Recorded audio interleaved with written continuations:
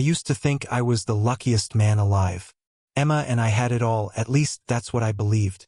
Our home in the suburbs of Chicago felt like a slice of heaven. She was radiant, charming, and always knew how to light up a room. Every morning, she'd greet me with a kiss, and every night, we'd fall asleep holding hands. We shared dreams of starting a family, traveling the world, and growing old together. But even in paradise, there are shadows. I started noticing the small things first. Emma was coming home later than usual, blaming it on work. Her phone was suddenly always on silent, and she'd guard it like a hawk. At night, she seemed distant, her laughter hollow, her smiles forced. "Are you okay?" I'd ask her, searching her eyes for answers. "Just tired," she'd reply, brushing me off with that same practiced smile. Despite the signs, I refused to believe anything was wrong. I told myself every couple goes through rough patches. Emma was my everything, and I couldn't bear the thought of losing her. But the truth has a way of creeping in no matter how tightly you shut the door. It was a quiet Sunday afternoon when I stumbled upon it, the ad for a certain website. A simple click, driven by idle curiosity, would set off a chain of events that would destroy the life I knew. It all started with an ordinary evening. I was sitting in my home office, sipping on a cold beer, scrolling mindlessly through the internet. I wasn't looking for anything in particular, just killing time while Emma was out with her friends. At least that's what she told me. The house was eerily quiet, the kind of silence that makes you notice the hum of the refrigerator and the faint ticking of the wall clock. That's when it happened. An ad popped up on the corner of the screen. "Exclusive content you won't believe." A quick glance, and I was ready to ignore it, like I always did. But this time something felt off. The thumbnail showed a woman whose face was partially obscured, but her profile, her hair, even her posture, it looked disturbingly familiar. I hesitated for a moment, my finger hovering over the mouse. "Don't be ridiculous," I muttered to myself. But curiosity is a dangerous thing. One click wouldn't hurt, right? I clicked. The page loaded slowly, as if taunting me.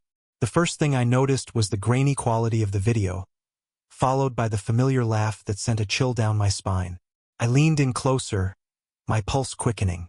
The woman on the screen wasn't just similar to Emma. She moved like her, tilted her head like her, even bit her lip the way Emma always did when she was nervous. "No," I whispered, shaking my head. My heart was pounding now, each beat louder than the last. Then, like a cruel twist of fate, the camera zoomed in on her wrist, revealing a small crescent moon tattoo. My world tilted. Couldn't be. It just couldn't. I paused the video, staring at the frozen image. My mind raced with explanations. Maybe it was a look-alike. Maybe it was some sort of deepfake. But deep down, I knew the truth. My wife, the woman I had trusted with my life, was leading a secret life. A life I had stumbled upon by sheer accident. I felt a wave of nausea. My hands were clammy, and the room suddenly felt too small, too suffocating. I slammed the laptop shut and stumbled to my feet, pacing the room. How long had this been going on? Who was the man with her? Did she know I would find out? A million questions swirled in my head, none of them with comforting answers. I grabbed my phone, desperate to confront her, but my fingers froze over her contact. What would I even say? "Hey, Emma, I just watched you with another man online. Care to explain?" I laughed bitterly, the sound hollow and unfamiliar. Instead, I sat back down and opened the laptop again, my hand trembling as I navigated back to the site. I found more videos, each one another stab to my already shattered heart. The timestamps showed a pattern. This had been going on for months, maybe longer. I couldn't look away, even as the bile rose in my throat. The woman I loved was a stranger, and I was about to dive headfirst into a nightmare I wasn't prepared for. The next morning, the world outside was bathed in sunlight, but my world felt cloaked in darkness. I hadn't slept. I sat at the kitchen table, staring into my untouched coffee. The bitter aroma mixed with the metallic taste of betrayal in my mouth. Emma walked in, her hair still damp from her morning shower, wearing that same robe I used to find so alluring. Now it felt like a costume, "Morning," she said, her voice light and cheerful as if nothing had changed. I forced a smile. "Morning." She kissed my cheek and poured herself a cup of coffee, humming softly as she moved around the kitchen. Every little detail felt like a mockery, her easy demeanor, the way she stirred her coffee, even the way she sipped from her favorite mug. How could she act so normal when I was crumbling inside? I knew I couldn't confront her yet. Not without more evidence. She was too good at twisting words, turning the tables. I'd seen her do it before in arguments, her ability to make me question my own thoughts, my own reality. No, this time I needed undeniable proof. The day dragged on painfully slow. Every glance she threw my way felt calculated. Every word laced with hidden meaning. Was she testing me? Did she sense my suspicion? By the time she left for her yoga class that evening, I had made up my mind. I waited until her car pulled out of the driveway before heading to her laptop. She had always been careful about her passwords, but I knew her habits, her patterns. After a few tries, I was in. My hands trembled as I sifted through her emails, her messages, her photos. At first, there was nothing out of the ordinary. Work correspondence, spam, pictures of us together from months ago. But then I found it. A hidden folder, innocuously labeled recipes. Inside were screenshots of messages, photos, and videos that made my blood run cold. Messages with someone named G. Their tone flirtatious, intimate, vulgar. Dates, locations, plans for secret meetups. And then, there it was. A selfie of Emma, taken in what looked like a cheap motel room. Her lips curled into a seductive smile. The timestamp was from last week, the same night she had claimed to be working late. I clenched my fists, my nails digging into my palms. The pain felt grounding, a reminder that this wasn't a nightmare I could wake up from. This was real. She had lied to me, betrayed me, and now I had the proof staring back at me in cruel, vivid detail. I copied everything onto a USB drive and shut the laptop, my heart pounding like a war drum. When she came home later that night, smiling and carrying a yoga mat, I could barely meet her gaze. She kissed me goodnight, oblivious to the storm raging inside me. As I lay in bed beside her, staring at the ceiling, I felt a strange mix of emotions. Anger, sadness, and something darker. The woman I had loved, the woman I had vowed to protect and cherish, was a stranger. And I was only beginning to uncover the depth of her betrayal. The worst part? She had no idea I knew. The next morning, I woke up before Emma. Her soft breathing filled the room, and for a moment, I felt the old tug of affection. But then, like a cruel whisper, the memory of the previous night flooded back, and my stomach churned. I turned my head and stared at her peaceful face. How could someone look so innocent while harboring such deceit? She stirred, her eyes fluttering open. "Morning," she murmured with a sleepy smile, reaching for me. "Morning," I replied, my voice steady, my face a mask of calm. We went through our usual routine, breakfast, casual conversation, her leaving for work. I played the role of the oblivious husband flawlessly. But every moment she was gone, I was consumed by thoughts of her double life. I spent the day reviewing the evidence I had gathered, replaying the videos, reading through the messages again and again. Each word felt like a dagger. "Miss you already, G," one text read. Another, "Last night was incredible. Can't wait for next time." The ache in my chest grew sharper with every passing minute, but I couldn't stop. It was like scratching at a wound, knowing it would only hurt more. By the time Emma came home that evening, I had resolved to dig even deeper. I needed to understand the full scope of her betrayal. Who was G? How long had this been going on? And why? These questions haunted me, and I knew I wouldn't rest until I had the answers. That night, I waited until Emma fell asleep before slipping out of bed. My heart raced as I crept into the living room and retrieved the USB drive. I plugged it into my laptop and began searching for more connections, more pieces of the puzzle.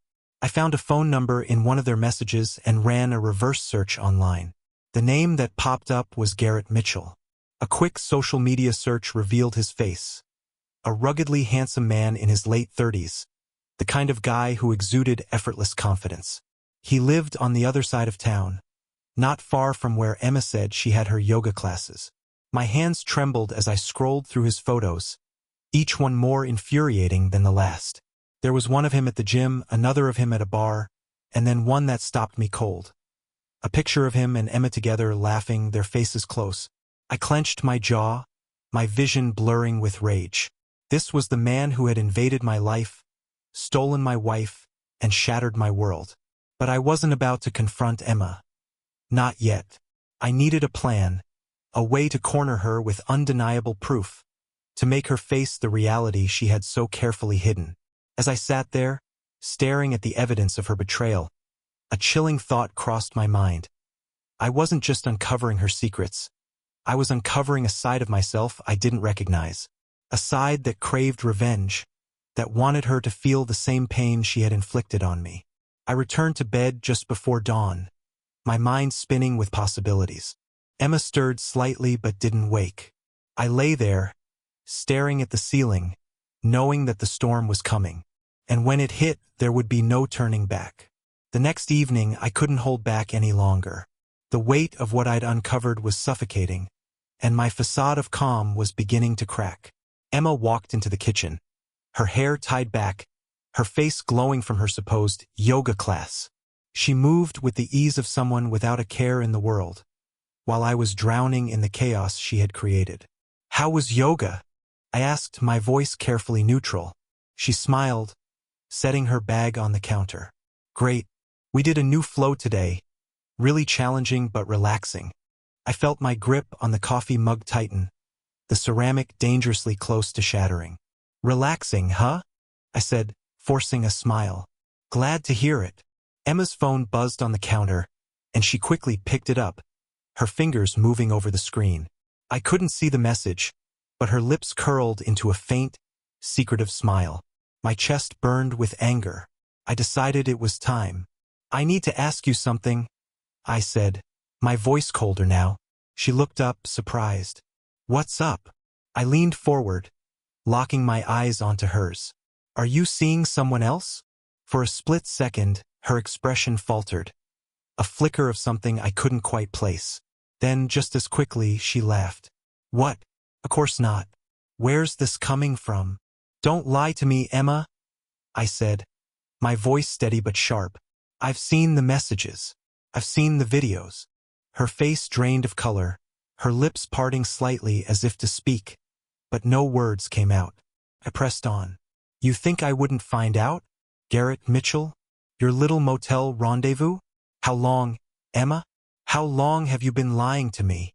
She snapped out of her stunned silence, her eyes narrowing. "You went through my stuff?" she hissed, her voice low and dangerous. "That's such a violation of my privacy, Jack." I laughed bitterly. "Privacy? You're talking about privacy when you've been sneaking around behind my back, screwing some guy in a motel? Don't you dare turn this around on me." Her face hardened, her voice rising. "You don't know what you're talking about. Those videos, they're nothing. Just stupid mistakes. It didn't mean anything." "Oh, so it's true then," I said, my voice laced with venom. "It didn't mean anything? That's supposed to make me feel better? You've been living a double life, Emma, and now you're caught." Her eyes welled up with tears, but I couldn't tell if they were from guilt, anger, or the frustration of being exposed. "I was lonely, Jack," she said finally, her voice trembling. "You've been so distant, so wrapped up in your own world. I made a mistake, okay? I messed up." I shook my head, a bitter laugh escaping my lips. "You don't get to blame this on me. Don't you dare try to paint yourself as the victim." The room was silent, the air thick with tension. She wiped at her tears, her expression a mix of defiance and regret. "What do you want me to say, Jack? That I'm sorry? Fine. I'm sorry. But what now? Are you just going to throw everything away?" I stared at her, my heart pounding, my mind a storm of conflicting emotions. I wanted to scream, to break something, to make her feel even a fraction of the pain she had inflicted on me. But I said nothing. I turned and walked out of the kitchen, leaving her standing there, her apology hanging in the air like a broken promise. That night, I slept on the couch, though sleep was a distant, unreachable thing. I lay there, staring into the darkness, wondering how I had let my life spiral into this nightmare. Emma's sobs echoed faintly from the bedroom, but they didn't move me. Not anymore. I wasn't done. This was far from over. The days that followed felt like I was living in a waking nightmare. Emma and I barely spoke, the tension between us a thick, suffocating fog. She avoided me, retreating to the bedroom for hours, while I spent my time pacing the house, consumed by thoughts I couldn't silence. But I couldn't let it rest. Every unanswered question gnawed at me like a festering wound. Who was Garrett to her? How had they met? Were there others? I needed answers, and I wasn't going to get them by waiting for Emma to confess. I decided to follow her. It wasn't hard to figure out her schedule. She left for work at 8 a.m. and returned around 6:30 p.m., except on Tuesday and Thursday nights, when she had her yoga classes. Those evenings became my focus. The first night, I parked a block away from our house and waited. My heart raced as I watched her pull out of the driveway and head toward downtown. I followed at a safe distance, my hands gripping the steering wheel so tightly my knuckles turned white. She didn't go to the yoga studio. Instead, she pulled into the parking lot of a small, dimly lit cafe. I parked across the street and watched as she walked inside. Less than 5 minutes later, a man, Garrett, joined her. My stomach twisted in knots as I watched them laugh, lean in close, and share what looked like an intimate conversation. They stayed there for an hour before leaving together. I followed them to a motel on the outskirts of town, my heart sinking as they disappeared inside. I sat in my car, gripping the USB drive in my pocket, the evidence of her betrayal searing into my palm like a brand. I waited for nearly 2 hours before they emerged. Garrett kissed her cheek, his hand lingering on her waist, before walking to his car. Emma drove home alone, her face calm, her expression unbothered. How could she slip back into her role as my wife so effortlessly? That night, I confronted her again, but she stonewalled me. She refused to explain, refused to give me the answers I craved. "You've already made up your mind about me," she said coldly. "So what's the point?" Her detachment enraged me. I felt like I was losing control, not just of my marriage, but of myself. I became obsessed, poring over every detail of her life, piecing together a timeline of her lies. I hacked into her social media, her emails, even her bank account. The more I uncovered, the darker the picture became. Emma wasn't just lying to me. She was living an entirely separate existence. Trips she had taken under the guise of work conferences, unexplained charges on our credit card, and more hidden messages with Garrett and others. She wasn't just unfaithful. She was a master manipulator, weaving a web of deceit so intricate it was a wonder I hadn't seen it sooner. I stopped sleeping, stopped eating. My mind was consumed by one thought. I needed to make her face the truth.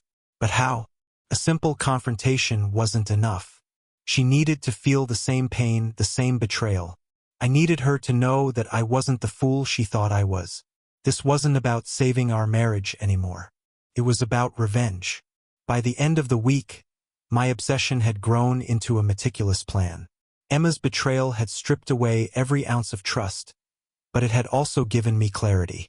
If she thought she could deceive me and walk away unscathed, she was wrong. I wasn't going to confront her with words anymore.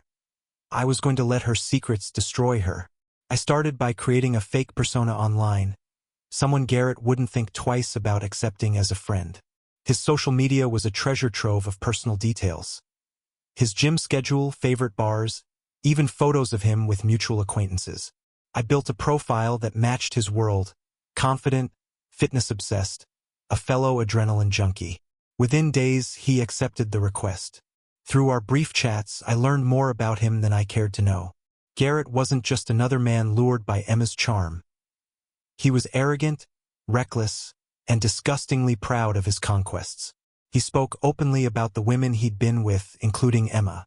"She's got this wild side," he messaged once, adding a smirking emoji. My hands shook as I read it, but I forced myself to play along. pretending to be impressed. Next, I turned to Emma's emails, where I found a key piece of information: an upcoming weekend getaway. She and Garrett had booked a room at a secluded cabin a few hours out of town. The reservation was under his name, but the confirmation email was forwarded to her. She had lied to me yet again, claiming she was attending a wellness retreat with her yoga group. Perfect, I thought. This was my chance. The day before their trip, I made my move. I sent Garrett an anonymous message, claiming to have dirt on him that Emma's husband might find interesting. I attached a couple of blurry screenshots from their texts, just enough to make him panic but not enough to tip him off about who I was. His response was immediate. "Who is this? What do you want?" I ignored his questions and gave him a time and place to meet. A dive bar near the highway, just out of town. "Show up if you care about keeping your secrets," I wrote. That same evening, I packed a small bag and told Emma I was heading to a friend's place for the weekend. She barely glanced up from her phone. "Okay, have fun," she said, her tone indifferent. Fun. The word stung, but I swallowed my anger. By this time tomorrow, the facade she had built would crumble, and there'd be no place left for her to hide. I arrived at the bar an hour early, choosing a dark corner where I could see the door. The place was dingy, reeking of stale beer and cigarettes, the kind of spot where people went to forget. Perfect for what I had planned. Garrett arrived exactly on time, his jaw tight, his eyes scanning the room. I watched as he ordered a drink and took a seat, his body language tense. I let him stew for a few minutes before making my move. When I approached, his eyes narrowed. "You?" he said, his voice dripping with suspicion. I smirked and slid into the seat across from him. "Surprised?" I asked, setting a manila envelope on the table between us. Inside were more damning photos and copies of their messages. Everything I needed to destroy their little affair. "What the hell is this?" he growled, reaching for the envelope, but I placed my hand on it. "Insurance," I said calmly. "For when Emma tries to play the victim. You're going to tell her the trip is off, and you're never going to contact her again. Or this," I tapped the envelope, "goes public. Your job, your reputation, everything. You'll lose it all." He glared at me, his jaw clenching, but I saw the flicker of fear in his eyes. "You're insane," he muttered, leaning back in his seat. "Maybe," I replied, leaning in closer. "But I'm also the one with nothing left to lose." The silence between us was heavy, broken only by the low hum of the bar's jukebox. Garrett finally stood, his hands clenched into fists. "Fine," he said through gritted teeth. "You win." He stormed out without another word, leaving the envelope untouched on the table. I sat there for a moment, my heart racing. The first part of my plan was complete. But I wasn't done yet. Not by a long shot. Emma had built her web of lies. Now I was going to watch her unravel in it. The next morning, Emma was unusually cheerful, humming to herself as she packed her bag for the wellness retreat. She was a picture of serenity, her mask perfectly in place, while I quietly observed her from the doorway. Every smile, every light-hearted comment felt like a knife twisting deeper. "When will you be back?" I asked casually, though my stomach churned. "Sunday evening," she replied without missing a beat, zipping up her bag. "I'll call if I'm running late." I nodded, biting back the urge to laugh at her audacity. She kissed me on the cheek, her lips warm but hollow, and left without a second glance. I watched her car pull out of the driveway, my pulse pounding with anticipation. After giving her enough time to reach the cabin, I called Garrett. The phone rang twice before he answered, his voice low and curt. "What do you want now?" "She's waiting for you," I said, my tone cold. "You know what to do." "I told you I'm done," he snapped. "Then I guess you're fine with me dropping by your office on Monday. I'm sure your colleagues would love to see the kind of messages you've been sending." There was a pause, followed by a sharp exhale. "Fine," he said, his voice dripping with resentment. "This better be the last time." "It will be," I promised, knowing it was a lie. I hung up and grabbed my own bag, already packed with everything I needed for the final stage of my plan. I wasn't going to wait at home like a passive victim. No, I wanted to see her face when everything fell apart. The cabin was a 3-hour drive through winding roads and dense woods. I arrived just as the sun dipped below the horizon, casting long shadows across the gravel driveway. Emma's car was parked outside, but there was no sign of her. I waited, hidden among the trees, my breath visible in the cold evening air. 10 minutes later, Garrett's car pulled in, his headlights slicing through the darkness. He stepped out, his posture tense, and headed toward the cabin door. I watched as Emma greeted him, her face lighting up like a child's on Christmas morning. She hugged him, her hands lingering on his shoulders, and led him inside. The sight was nauseating, but I stayed rooted in place, my anger simmering just beneath the surface. Once the door closed, I crept closer, my footsteps silent on the soft earth. Through the window I could see them talking, their movements animated. Emma laughed at something he said, her head thrown back, completely unaware of the storm about to hit. I pulled out my phone and sent a carefully timed message to Emma.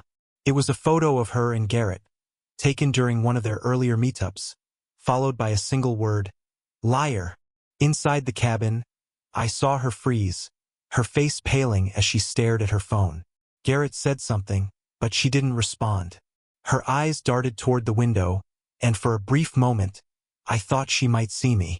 She showed him the screen, her hands trembling, and they began arguing. I couldn't hear their words, but their body language spoke volumes. Garrett looked furious, gesturing wildly, while Emma seemed panicked, her mask slipping for the first time. I stepped back into the shadows, savoring the sight of her unraveling. This was what I had waited for, the moment when her lies came crashing down around her. But I wasn't finished yet. I turned on my phone's camera and started recording, capturing every second of their heated exchange. This wasn't just about revenge anymore. It was about control, about reclaiming the power she had stolen from me. Let her explain her way out of this. Let her try to salvage her perfect little lie. Because when the truth comes out, there's nowhere left to hide. The night stretched on, a twisted sort of satisfaction settling in my chest as I watched Emma's world crumble from the darkness. Through the window, the scene unfolded like a tragic play, and I, the unseen observer, was waiting for the climax. At first, Emma tried to keep her composure. Her movements were shaky but deliberate as she tried to explain herself to Garrett, but the cracks were already showing. "It's not what you think," she pleaded, her voice cracking. Garrett's response was sharp, angry, and utterly unforgiving. "Not what I think. Then what the hell is it? Emma? I've been hearing that same line for months now. I'm done being your little secret." The words were a gut punch. It hurt to hear him speak to her with that much disdain, but at the same time, I felt a strange sense of justice. He was no better than her, and now they were both caught in their web of lies. She reached out, grabbing his arm as he turned to walk away. "Please, Garrett, don't leave. I need you." It was a sob of desperation, the kind of plea I never thought I'd hear from her. But it wasn't for me anymore, was it? She wasn't crying for the marriage we built, for the life we shared. She was crying for the man she had chosen over me. Garrett jerked his arm free and took a step back. "You've always needed someone, haven't you, Emma? You're never satisfied, never content with what you have. And you just keep moving on, running away from the truth." I felt a dark satisfaction. This was how it was meant to go, the truth catching up with her. And then I watched it happen. Her face crumbled, a wall of composure shattering as she turned away from Garrett, her shoulders shaking with sobs. I had done this. I had pushed them both to this breaking point. My plan was working flawlessly, but a hollow emptiness began to settle in the pit of my stomach. Was I getting what I wanted, or had I turned into something unrecognizable? Someone who could watch his wife beg for forgiveness from the very man she betrayed him with? I stepped forward, leaving the safety of the shadows. The sound of my footsteps on the gravel made them both freeze. Emma turned slowly, her face pale, her eyes wide with fear as they locked onto me. "What are you doing here?" Her voice was raw, barely above a whisper. "Waiting for the show to end. I replied, my voice flat. But it looks like you're putting on a performance for Garrett now, aren't you? She opened her mouth to speak, but no words came out. The guilt was written all over her face. Garrett's gaze darted between the two of us, confusion and suspicion clouding his expression. What's going on, Emma? He demanded. She took a step back, her hands trembling. I didn't mean for this to happen. I didn't want this to get out. Couldn't hold it back anymore. You didn't want it to get out? I spat, taking a step forward. You didn't want me to find out, but you didn't care who else did. Did you? You lied to my face, Emma. You betrayed me for months, and now you're trying to act like the victim. She stepped back further, as if trying to distance herself from the truth. Jack, please. I never wanted to hurt you. Save it. I snapped. You can't play the victim anymore. You've been sleeping with Garrett. Hell, you've been sleeping with him and probably more behind my back. And I was the one who trusted you. Garrett stepped forward, his hand held up. All right, calm down, man. I'm out of this. It's between you two now. I ignored him, focusing entirely on Emma, whose eyes were filled with tears. She was no longer the confident woman I had married. Now, she was a fragile wreck, broken in front of me. But it didn't matter. The damage was done. You were never satisfied with me, Emma. You thought you could have it all. And now look where you are. Standing in front of the man you threw everything away for, begging for mercy. I paused, letting the weight of my words sink in. You don't get to have it both ways. This is your reality now. You don't get to run from it. I turned to Garrett, who looked uncomfortable. You think she's worth it? After everything? She's a liar and a cheat. Garrett's face flickered with something close to guilt, but he said nothing. He had no words left, just like Emma. You know what, Jack? Emma finally said, her voice barely audible. You're right. I did make a mistake, but this isn't all on me. You were distant. You weren't there for me. You don't get to act like you were the perfect husband. The words cut through me like a knife, but they didn't pierce as deeply as her betrayal had. This was the last shred of her defense, and I wasn't going to listen to it anymore. You're right, I said, my voice low, my tone final. I wasn't the perfect husband, but you were the perfect liar.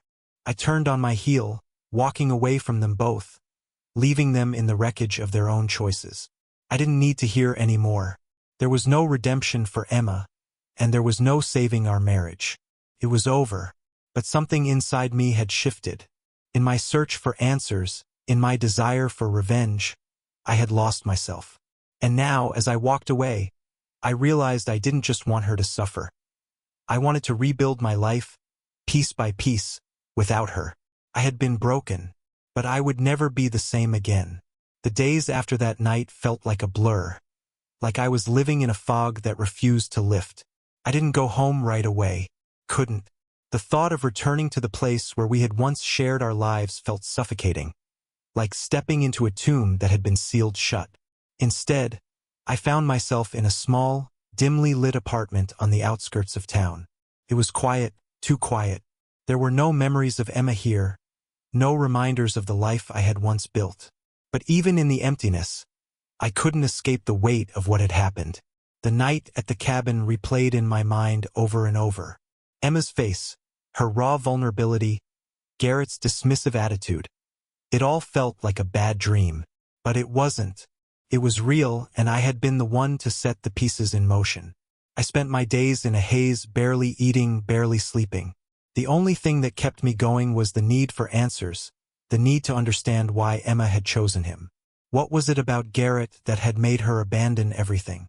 I reached out to an old friend, someone I hadn't spoken to in years. His name was Jason, and he had always been a voice of reason in my life. He was the one who had warned me about Emma from the beginning, but I hadn't listened. Now I needed his advice more than ever. We met at a cafe, and as soon as I sat down across from him, he studied my face. You look like hell, he said, his voice laced with concern. I feel like it, I replied, rubbing my eyes. I don't know what to do, Jason. I'm so lost. I thought I knew her. I thought I knew everything about her. But now, everything feels like a lie. Jason didn't speak right away. Instead, he took a long sip of his coffee, his eyes fixed on me. You can't keep blaming yourself, man. She made her choices. You gave her your trust, and she shattered it. That's on her, not you. I nodded, but his words felt hollow. I didn't know how to stop blaming myself. How could I not? I had watched her destroy us with my own eyes. I had given her every opportunity to be honest with me, and she had chosen the path of deception. Do you love her? Jason asked, his voice gentle but firm. The question hit me like a brick. Do I love her? Could I still love her after everything that had happened?